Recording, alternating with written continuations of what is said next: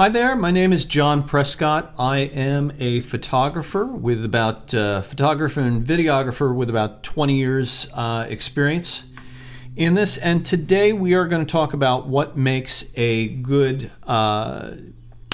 photograph, and of course how that translates into video. So thank you for taking the time to go through this presentation with me. Hopefully this answers a lot of your questions. And of course I don't know what your skill set is, so it's going to be kind of tough to answer the questions obviously just because we're not together here, but hopefully this all makes sense.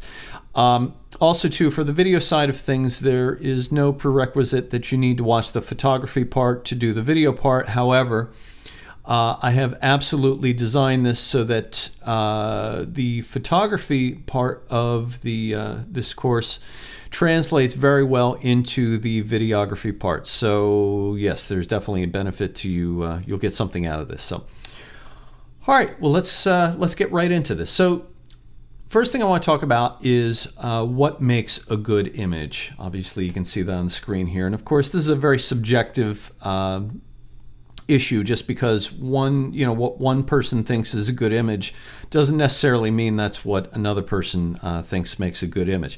However, I think there's a pretty relative universal here where we can say, okay, that's a great photo, or this is not such a great photo. But I think there's beauty also to be had in pretty much all images to one degree or another. However, there's always a way to improve that.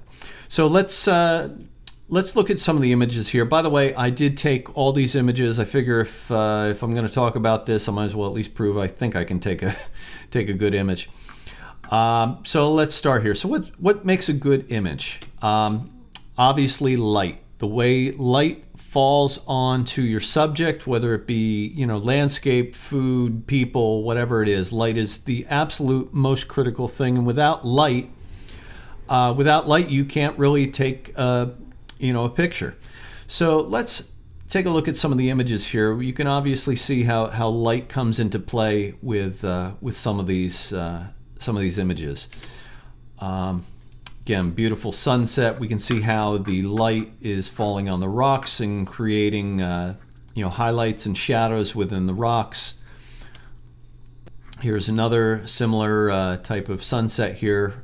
Bit of Photoshop work done, but yeah, I like this image anyway.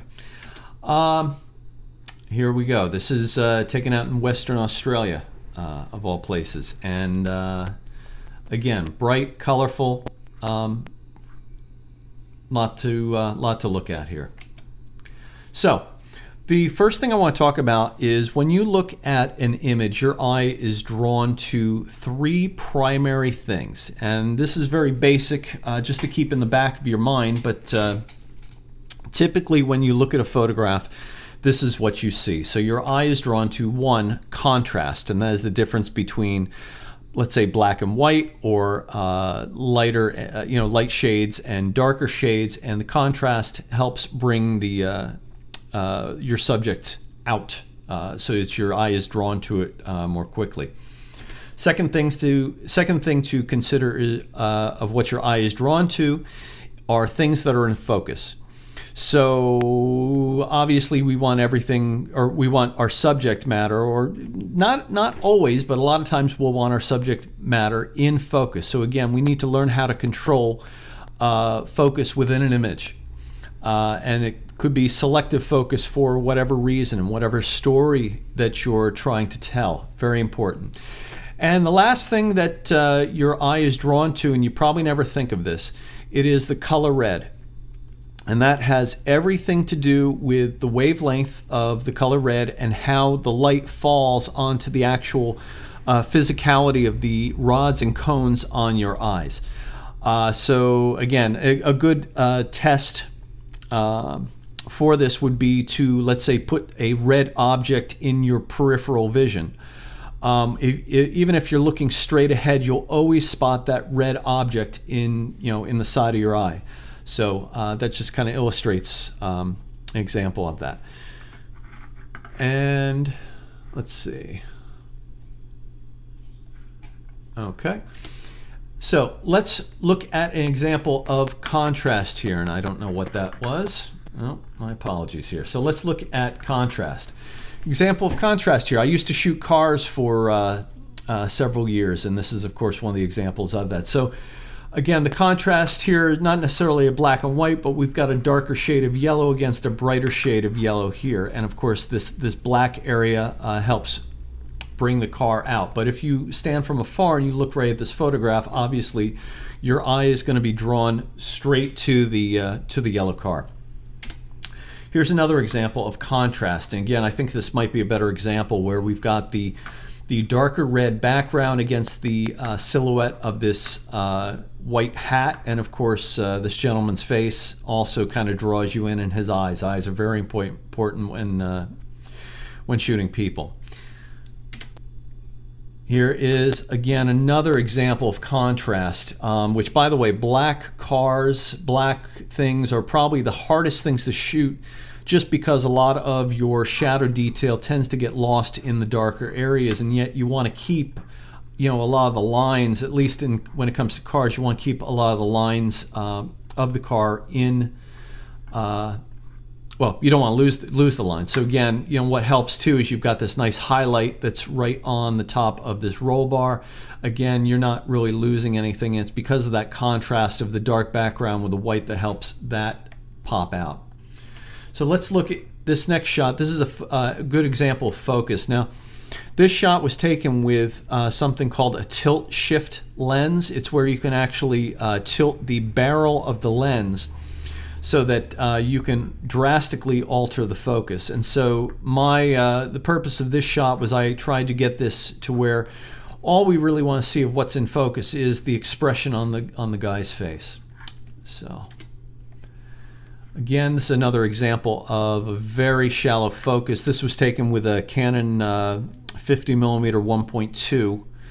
And obviously we've got beautiful blurred of the family here, but our eye, as soon as we see this, our eye is going to be drawn right to this girl, and of course her cute expression. So,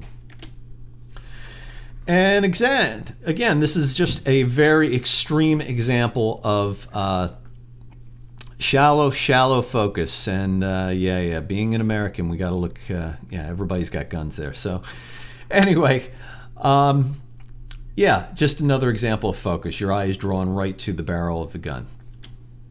Here's an example of red. Again, it just pops. Red is one of those colors that just is very intense, and it can pop right off the screen, off your image, off the screen of the computer here.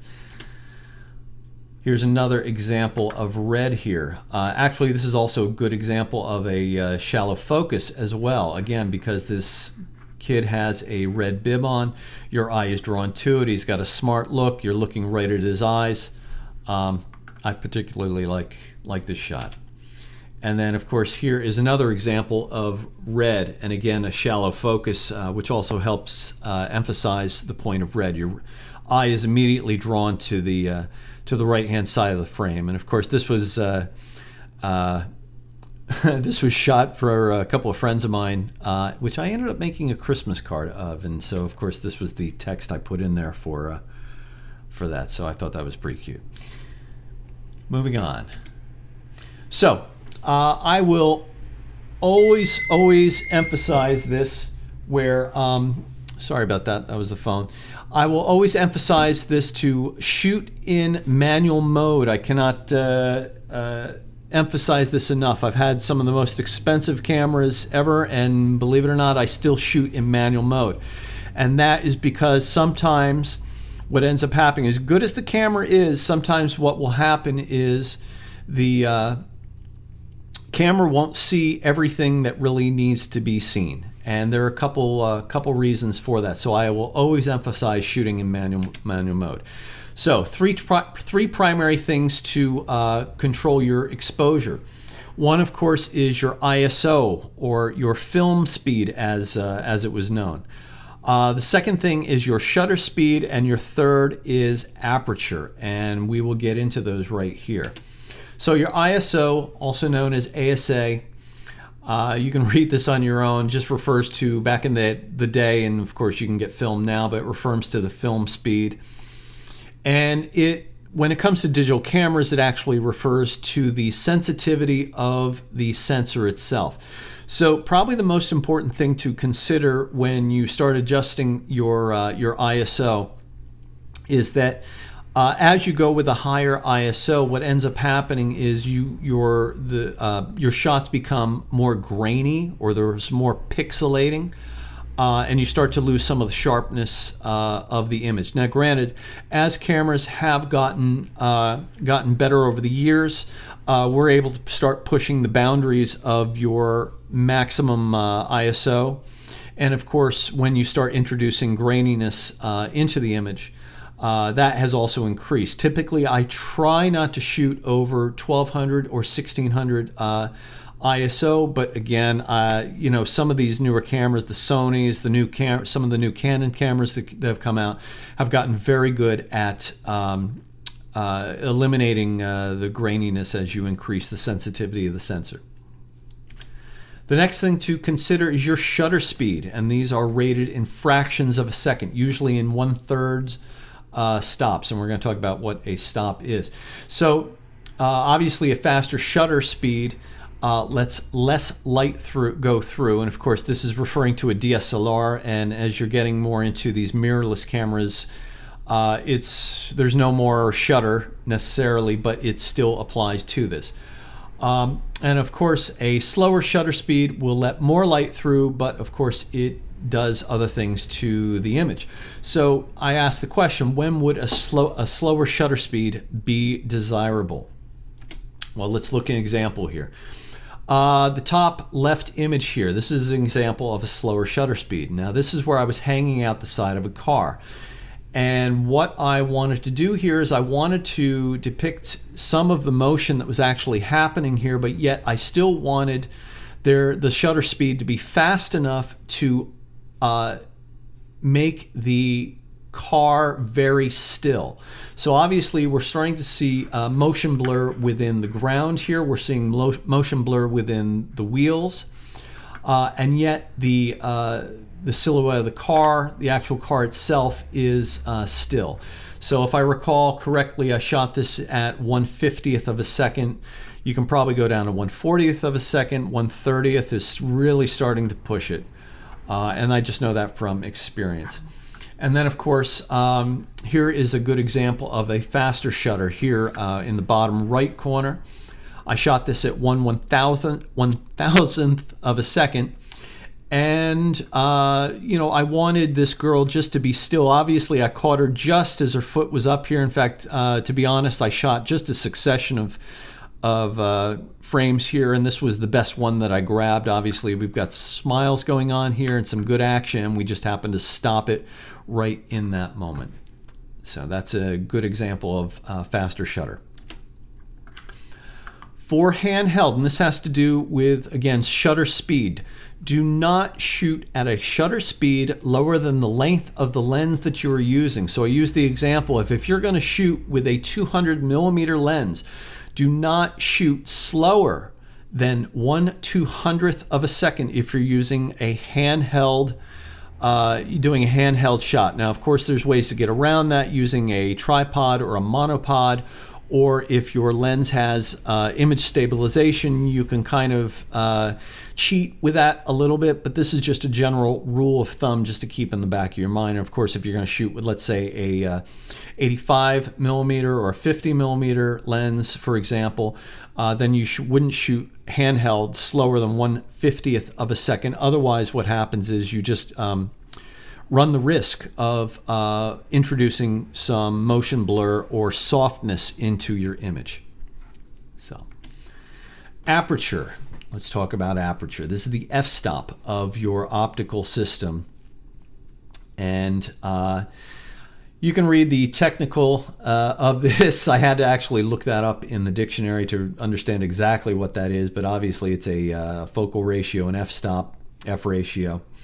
So again, I just want to dumb it down for you, and this is probably the most important thing to understand. Look, a higher f-stop number closes the iris down, letting less light through, where obviously more open will let more light through. But why is this important? Why do we even care about this? This is the absolute most important aspect of your aperture, is that the aperture controls your depth of field. So in other words, stopping down with a higher f-stop, letting less light in, it's going to increase your depth, whereas a lower f-stop number will give a shallower focus. And this gunshot is probably a very good example. If I recall correctly, I did shoot this with a 50 millimeter 1.2, and I shot this, I believe, at either a 1.2 or a 1.4.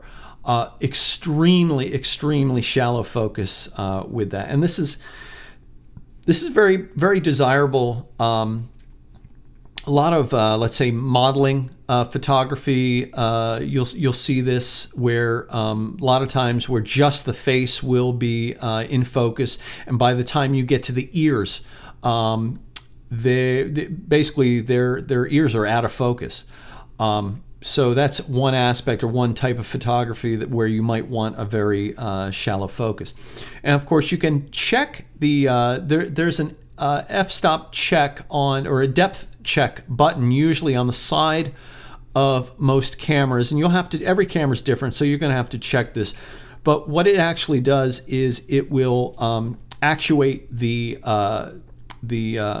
aperture of the lens so that you can actually check the depth on that, just in case you had any questions about, okay, is your subject in focus? Of course, what will happen as a result too is what you're seeing through the eyepiece gets darker, but again, that's just a side thing that happens when you go to check this. So the thing to keep in mind, and why we talked about your ISO, your shutter speed, and aperture, is you must understand that all these variables are interrelated in an effort to control light hitting the film or sensor. And most cameras are adjusted in 1/3 stop increments or half stop increments. In my experience, it's been 1/3 stop, but you have some cameras now, you have the ability to do it in half stops. Well, of course, that begs the question, what is a stop? One full f-stop essentially doubles the exposure or the amount of light let in. So just to kind of reiterate this point, essentially what I'm saying is that if you were to, let's say, click your, well, I think I do it on the next page here, yeah. An important aspect to understand is the correlation between these variables. In other words, so if you are going to adjust your, let's say, shutter speed in one direction, you'll either have to adjust your ISO or your aperture in the other. So let's look at this for an example here. Let's say you've got some motion blur in your shots. How do you resolve this? Well, you're going to increase your shutter speed, but of course that's letting let less light in. So how would you compensate this? You're either going to use a lower f-stop or you're going to use a higher ISO. And if you understand the relationship between those two things, with a lower f-stop, of course, you're going to give a shallower depth. With a higher ISO, you're going to possibly introduce more noise into the image. So those are the trade-offs. Let's say you've got another problem here. Your focus is too shallow. How do you fix that? Well, you then need a higher f-stop. Compensate by a slower shutter speed or a higher ISO. And of course, if your image is too grainy, then you need to lower your ISO, and you compensate that by either slowing the shutter down or lower your f-stop. Or if that, and of course this is for shooting outdoors, if you're shooting with flash, or if you can bring your ambient light up. If you're shooting inside, of course, bringing more light into the situation, again, because this is all about light. Introducing more light would also resolve this problem. This is probably the most important thing that I want to talk about, or one of them I want to talk about with digital cameras. I see so many photographers checking the back of the camera without ever even understanding what a histogram is or what an overexposure meter is. And then, of course, what happens is when you get to, the post with, Photoshop or Lightroom or whatever you're using, and you realize, oh, I can't recover this photo, well, you're done. You can't do that. You've got to understand that the biggest difference between digital cameras and film cameras, when I was shooting a film, let's say I overexposed, I had a little bit of extra latitude to resolve the detail of that image. Whereas, if you shoot with a digital camera, basically, if you're having familiarity with Photoshop, you'd understand that your RGB, your red, green, blue, your values, if all those values are pegged at 255 across the board, which is pure white, or if your values are pegged at 000 across the RGB, what ends up happening is you've absolutely lost any and all detail in those shadow or highlight areas, and you will never ever be able to recover that. That's just how digital cameras work. So if you learn to read your histogram versus just looking at the back of the screen, a lot of times the back of the screen can fool you because you can actually adjust the brightness of the back of the screen. So what you're seeing on the back of the screen may not necessarily be exactly what the sensor itself sees. And the histogram is just a quick way to judge your image and be able to make adjustments. So if you take a look at this this graph here, this is what a histogram actually is. And of course your peaks and valleys are shown as, your highlights are shown as peaks and valleys within your histogram. Obviously your highlights would be on the right, your shadows on the left. And of course the higher they are in that area, the more shadows or the more highlights there are. So let's take a look at the next slide here, because this is a good example of this. So a normal histogram would be like this one on the top here, and of course this would be ideal, where we have everything kind of resolving in the middle here. Overexposed, you can see this peak on the right hand side. This is just highlight detail that, again, once it goes beyond here, you can never recover this. And the same goes for underexposed areas here where you've got peaks happening in the shadows. Now, I'll just touch on this very quickly here. Cameras with higher dynamic range, which means sensors that are more sensitive in the lighter and darker areas are going to be able to capture that detail. And as camera manufacturers push the sensors, push the cameras, they're actually getting very good at being able to capture more and more detail as we go along, and I think that's where the future, of camera bodies is going. So let's move on here. Color temperature. Okay, this is an adjustment that you can make on your digital camera. Most film back in the day was daylight balanced, of course, unless you got tungsten film. Color temperature is rated in degrees of Kelvin, with daylight falling around that 5200 to 5700 Kelvin mark. And of course, with digital cameras, a lot of times you can fully control this. Hopefully you can, some of the older cameras, they give you kind of settings like outdoor or cloudy or auto white balance. But in my opinion, you are better off if you can get this into the manual Kelvin temperature, where you can actually pick the temperature itself and shoot with it.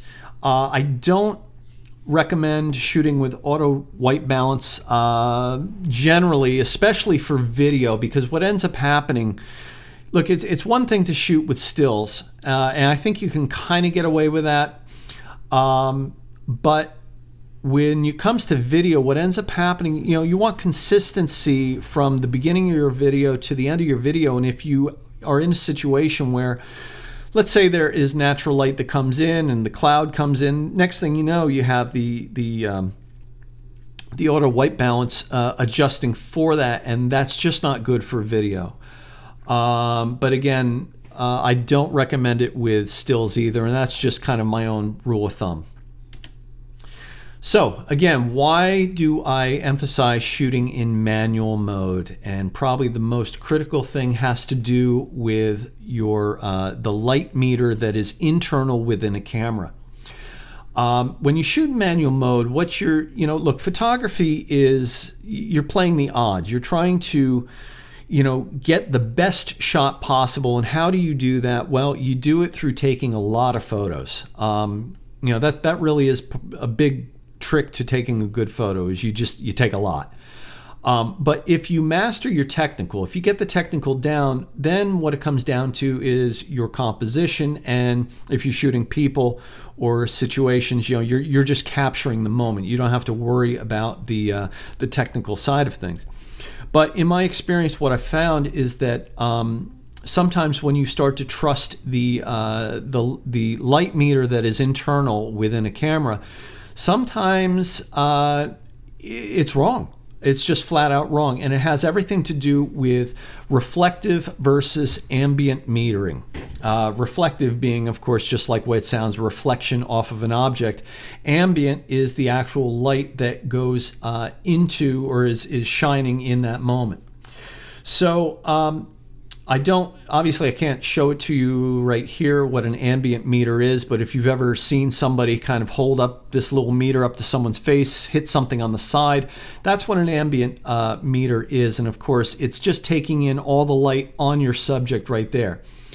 Whereas all cameras internal exposure use reflective meters. Now, what they try and do is across the image, they try and take an average of the luminosity of the image. And of course, they're trying to adjust the exposure to bring everything to what they call a neutral gray. And of course, what is neutral gray, I ask? It is the in-between between black and white. And of course, problems arise. And if you have any experience with photography, you'll realize that when you're shooting someone or anything that is black or white, I love this when I've done portraiture and the family insists on shooting with, let's say, a white shirt with black pants. That is just a nightmare. And that will totally trick your computer, or I'm sorry, not your computer, but your camera. Why? If you're shooting something black, the camera is going to try and make that black, whatever subject is in there, black. They're trying to make it gray. Well, how does it do that? It does it by overexposing the image. And it will do just the opposite if you shoot something white. It's going to try and make a white object gray. Well, how does it make white gray? Well, it underexposes the object. So, that's generally why I say, unless you have an ambient light meter on the side, and I still use an ambient meter to this day, even with digital cameras as good as they are. Look, I can't afford, in my experience, to lose a shot. Sorry about the airplane, but I can't afford to lose the shot, and so that's why I use an ambient meter. That's why I shoot in manual mode. Just when you get the reaction out of the person you want and you shoot them, you're like, that was a great shot. Well, if the camera didn't do the job right, then you're hosed and you just lost that shot and you're fired and you don't get paid. So that's that. Anyway, moving on. So one of the other things I also do too that I would recommend, I shoot all my photography in RAW. I do not shoot in JPEG. Some people shoot in JPEG, and personally I just don't do it because I like to fiddle with my photos. And what ends up happening is when you shoot in JPEG mode, you burn in the camera data. So you basically, if you want to make any adjustments, whether it be with your color temperature or a camera profile setting, you can't adjust that like you could if you shot in RAW mode. Yes, there is more information. It takes up more storage space, but personally, I don't care because I want the best image that I possibly can get. So that is that. All right. So we are going into composition. Just again, when we start talking about composition here, I want to draw attention to the three things that your eyes are drawn to, which is contrast, focus, and of course the color red. So with that in mind, let's talk about composition. There are many things to consider, of course, with composition. Rule of thirds. You've hopefully heard a little bit about this. And what this is talking about is how you compose your subject. I'll just read this. Negative space. And negative space is quite simply the space that surrounds an object in an image. Just as important as the object itself, negative space helps to define the boundaries of positive space and brings balance to a composition. So I've got a square here, the square picture of a frame, and of course I've divided it into 3 equal segments. Let's look at this in relationship to a photo. So again, here we go. This is using the rule of thirds. Again, we've got this wonderful negative space right here on the left-hand side. And of course, this is great if you're doing any sort of advertising and we need a little bit of copy space in the side here. We want, possibly a contrast area, a blurred out area is even better in relationship to your subject. And of course, your eye is going to be drawn right to the image right here. That's not to say this is a rule and an absolute. But again, this is one form of doing composition for an image. Natural framing. This is using the natural framing of an image to help to again, draw your eye in. I'll use the picture on the right as an example here. So of course we've got this door behind this person. This little girl is centered. That really helps draw your eye to the middle. She's the only thing that's in focus, and of course she is contrasty and a different color to the background behind her, and of course that's where your eye is drawn when looking at the image. Looking at the middle picture right here, again, I can't show you this just because I'm not there, but if we actually got rid of the natural framing of this table right here, you can kind of cheat this by putting your hand over this video and blocking the table below, and you'd see that the images, it wouldn't be as strong as if this table were in there. Of course, what also helps too is the table being blurred out. Using lines. This is a great way to draw someone's focus into the subject that you're trying to see or that you're trying to do. Obviously, with the railroad tracks, we've got some wonderful diagonal lines, and your eye is going to follow those lines until we get to our subject here, which is in focus. And again, there's contrast. With, again, the red, we're looking at this child. What's he doing? Oh, he's pointing. Of course, we can clearly see that because he's in focus, and of course, the red helps. One thing to even note about this photo, too, the photo on this top right-hand side, or top left-hand side, seems to fall apart here, of course, too, because we're losing our contrast. And yeah, we're just kind of losing it here. But again, still works for the photo. Let's go to the other image here. We've got the lines of the road here blurred out, drawing your eye into the subject of the image. And yeah, it just works because our eye is drawn into what is in contrast here, black against the lighter background. So, things to think about. Color combinations. Some color combinations work, some don't. Again, this is just going to be an experimentation, but again, I'd use contrast as kind of your rule of thumb here. Simplicity.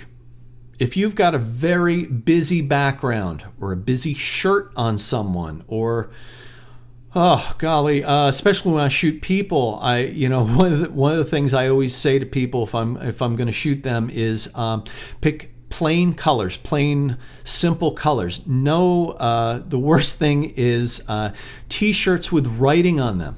That's horrible because your eye is just going to get lost. It's drawn away from your subject with that. Again, using objects for framing, symmetry, and lines to follow, and we just talked about all of this. So, how do you do this is the question. move. That is my biggest tip, is move around.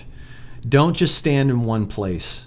Don't, always be standing. I mean, those car shots, I'm literally laying on the ground with the camera itself propped on the ground to get that perspective. Get perspectives that nobody would think about. You've just kind of got to get out of the rut of, sticking the camera in front of you. Maybe, I've done things too where I've shot with a wide angle lens and I'll kind of hold it down low, towards my hip and start shooting up at people, hoping I get the shot. Sometimes I do, sometimes I don't. But, it's a perspective of, it's just a different perspective. And I can't emphasize that enough. Shoot down on people, shoot up at people, shoot, all sorts of different ways. So, how many times have I heard this? Equipment. I wish I had better equipment because then I could shoot some amazing photos. Partly true. Equipment is only going to get you so far. And I got to tell you, I can take, where can I go with this? Good. Well, let me just read it. Good equipment does not always equal a good photo. And my recommendation is that if you're going to spend any money on good equipment, spend it on the lenses. I've got a couple of lenses that are literally 15 to 20 years old. I still use them to this day because they were the best lenses I could get at the time. And they're still incredible. And I've done this experiment before where I've taken really good lenses and put them on, the cheapest body that you can get. And I will take better photos with that combination than I would the most expensive body that you have and a garbage lens. It's just that simple. But again, it still comes down to light. There's an art to this, and take lots of photos. So let's talk about the different kinds of things, and especially if you're watching this from Lifehouse Church or any other church for that matter, or you like taking people pictures. I'll just tell this, from experience.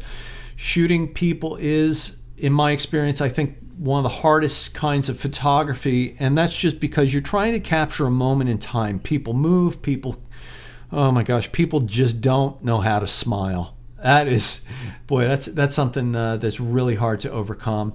And of course, if you most people, if you stick a camera right in front of them, you're going to get the most awkward smile, the most awkward look, and it's just going to be horrible. Not many people are very photogenic, and there's definitely an art and a trick to it. So some of the things that I've done myself to fix this, of course, shoot with a longer lens so that they don't know that you're there. You're basically a fly on the wall capturing the moment. A lot of times, in fact, I just did this last week on a shoot where people were getting stiff, or people were kind of, they were trying to smile, but it was so animated and so unreal. A lot of times I will tell a joke or just be goofy or just do something, just do anything I can just to kind of get them, my subject, to forget that they've got a camera in front of their face. So also being personable, don't be too demanding, you can compliment people. I think of Austin Powers, that's great, baby. Yeah.